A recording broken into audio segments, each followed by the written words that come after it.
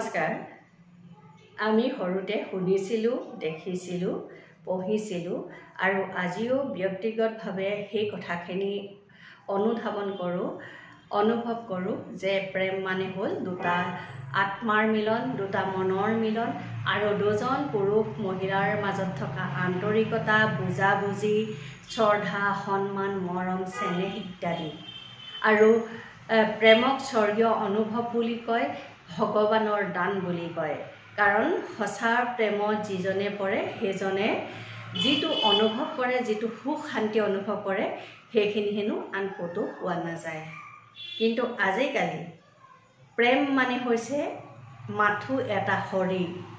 আৰু সেইকাৰণে আমি আজিকালি দেখিবলৈ পাওঁ যে সন্তান থকা বিবাহিত মহিলাই কোনো যুৱকৰ লগত নতুবা আন কোনো পুৰুষৰ লগত সম্পৰ্ক ৰাখে, নতুবা কোনো বিবাহিত পুৰুষে সন্তান যাৰ আছে সেইজনেও আন যুৱতীৰ লগত নতুবা কোনো বিবাহিত মহিলাৰ লগত সম্পৰ্ক ৰাখে। ফলস্বৰূপে আমি দেখিছোঁ আমাৰ সমাজত কিছুমান এনে জঘন্য, এনে ঘৃণনীয় ঘটনা ঘটিছে যিবিলাকে মানৱ সমাজক লজ্জিত কৰিছে, সচেতন মহলক সচকিত কৰি তুলিছে। সৌহিদিনা আমি বশিষ্ঠত দেখিলোঁ এগৰাকী মহিলাই যিয়ে নিজৰ গৰ্ভত 9 মাহ 10 দিন ধৰি ধাৰণ কৰা সন্তানটোক 10 বছৰ দিন প্ৰতিপালন কৰাৰ পাছত আন এজন পুৰুষৰ কাৰণে সেই প্ৰেমিকজনৰ লগত লগ লাগি নিজৰ সন্তানটোক হত্যা কৰি চুটকেছত ভৰাই পেলাই থৈ আহিছে। আচৰিত লাগে। যিগৰাকী মহিলাই ইমান কষ্ট, ইমান যন্ত্ৰণা পায়ো সন্তানটোক জন্ম দি লালন পালন কৰি 10 বছৰ দিন ৰাখিলে, সেই সন্তানটোক হত্যা কৰিবলৈ অকণমানো চিন্তা নকৰিলে, অকণমানো বুকু নকঁপিলে, অকণমানো হাত নকঁপিলে, অকণমানো চকু পানী নোলালে।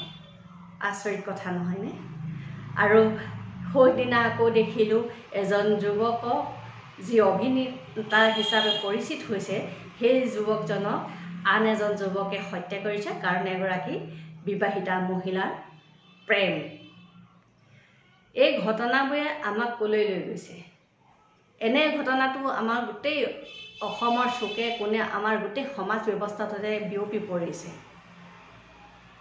এই ঘটনাবোৰে আমাৰ সমাজখনক দিনে দিনে অৱনমিত কৰিছে, আমাৰ মানসিকতাক অৱনমিত কৰিছে। আমি কওঁ আমি আধুনিক হৈছোঁ, আমি কওঁ আজি 21 শতিকাৰ মানুহ আমি। তেনেহ'লে আমাৰ চিন্তা চৰ্চাবিলাক কিয় এনেকুৱা? আমি কাৰোবাক হত্যা কৰিবলৈ ভয় নকৰোঁ, প্ৰেম নামত মাথো এটা শৰীক লৈ ব্যস্ত হৈ থাকোঁ। আচৰিত কথা নহয়নে? এই ঘটনাবিলাকৰ কাৰণে আমি কাক দোষ দিম? আজি সমাজক, আধুনিকতা, নে এই ৰমক জমক এখন পৃথিৱীক? গতিকে আমি যিসকল সচেতন সঁচাকৈ, সেইসকলে এই ঘটনাবিলাক ৰোধ কৰিবৰ কাৰণে কিবা এটা উপায় উলিয়াব লাগিব। নহ'লে দিনে দিনে আমাৰ সমাজখন তললৈ গৈ থাকিব আৰু আমি মানুহ নামৰ প্ৰাণী হৈ থকাটোৱে একেবাৰে জটিল হৈ পৰিব। ধন্যবাদ।